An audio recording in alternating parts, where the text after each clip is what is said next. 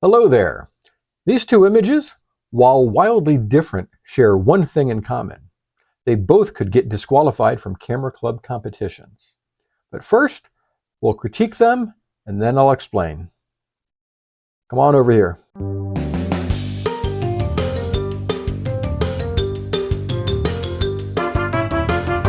All right, we are going to start off with this image here. This was submitted by a viewer. That's always appreciated. Use the link in the description to send me one of your images, and you'll probably see it in an upcoming episode. All right, so I don't want to get too technical right off the bat, but this is what photo judges call a very good image. I'll explain why. Compositionally, you've certainly heard of rule of thirds. This actually makes use of a guideline called the rule of odds. Even though there's two foxes, they're grouped together, so it's kind of like one. So that's how I'm framing this anyway. So we have the two foxes who are merged into one, which is good. We have a nice curved line back here. So once we make eye contact with the foxes, follow the body around, we have a nice foreground. Foxes are in the midground, and we got a background element. So we have some depth going on. That works. The dark background with the bright subjects. They pop off the screen. All of that is fantastic. I'm going to give this a 19. I would like just a little more space around, and I would like this area darkened up just a bit to bring more attention to the subjects here. Very minor things. Lighting, it's pleasant lighting. It's brighter on the faces, which is than it is in the back, and that needs to be there. That works well. The fall off of the light into the dark helps the subjects pop off the screen. I like that quite a bit. Technical, I'm going to give it an 18. Super sharp. The exposure is spot on. What could have raised it up a little bit? What I find interesting about this, and this is probably how it was shot, but something that I noticed is back here, the focus is soft, and that makes sense. This was probably shot at probably 4.0, I'm guessing, and so that makes sense that this would be soft back here. This is also soft, but since this is much further back than here, I would think that this area would be even softer. So I don't know if in post the maker softened that up a little bit. I'm not sure, and it really doesn't matter. 9 people out of 10, when they look at this image, they're going to go, "Hey, cool image," and I agree. That's just something that I noticed with photo judge eyes. Maybe I was looking at it too closely. Anyway, technical, I'm gonna stick with an 18 there. Impact. These subjects just really pop off the screen here. It has the color contrast between the dark background and the fur and the lighting. I think it has a high impact, and a little bummer on these sticks here. I'm going to get to those in a little bit. Storytelling, I'm also going to give it an 18. These foxes have locked eyes on something, and that's intriguing. It makes me curious. The fact that they're grouped together is very interesting. So I think that helps with the story. I don't know if this is just normal fox behavior.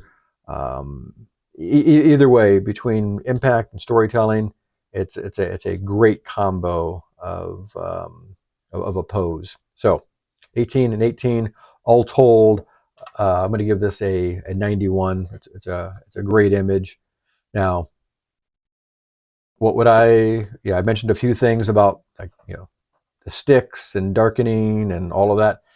This is where I also mentioned that this image could get disqualified. And why could it get disqualified? Some camera clubs have a rule that an image, landscape or wildlife, cannot show the hand of man. And back here, this is clearly not a natural material, so that would get this image disqualified in some clubs. Um, so if you would submit this to my club or a lot of other clubs that would allow some post processing, here's how I would handle it. I would use generative fill to knock out the background, clean up the foreground. I also darken the foreground a bit. Used Gen Expand to get that just little extra space. Here, we'll look at them side by side here. So, no sticks, no sticks, no sticks. It's natural still down here. I think that looks pretty good. The stick up here is gone over there. On the subjects themselves, use a little dehaze, a little saturation to enrich the colors there. And the image is really good as is. This is just something I was playing around with. Oftentimes you hear judges talking about, oh, you should try this and do that and do that. Well, the things that I mentioned, I did in this image. And if your camera club allows it, this is the one that I would submit. If a camera club does not allow that kind of thing, this is acceptable. All right. And now for something completely different. I never know what's going to get submitted, what comes into the old inbox. This showed up, and because the maker took the time to send it in, I'm going to take the time to review it. And it is. Oops, where did that go?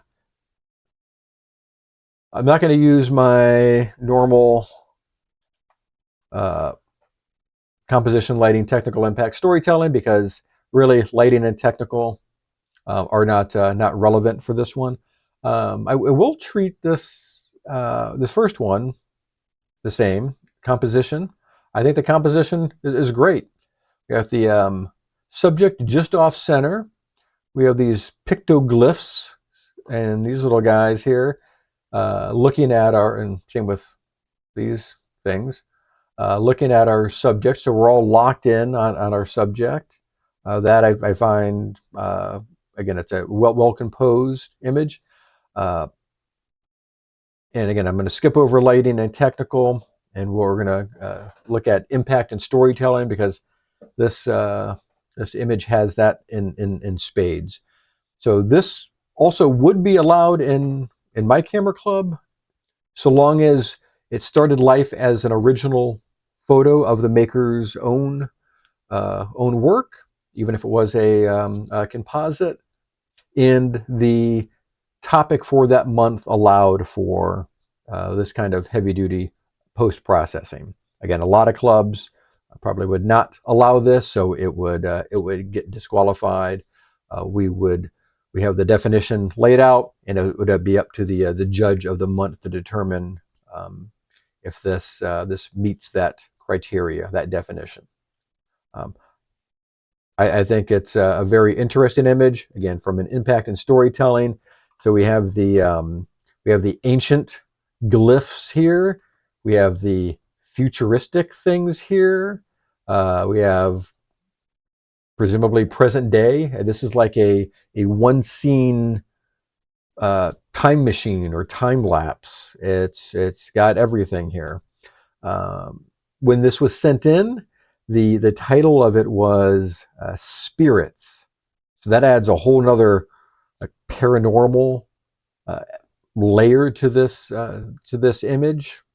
I don't pretend to understand it. But like a lot of art that I like, I don't have to understand it.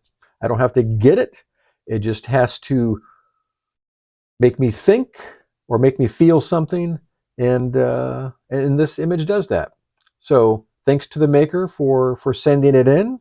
Um, Hope you like this review. Uh, Thanks for watching.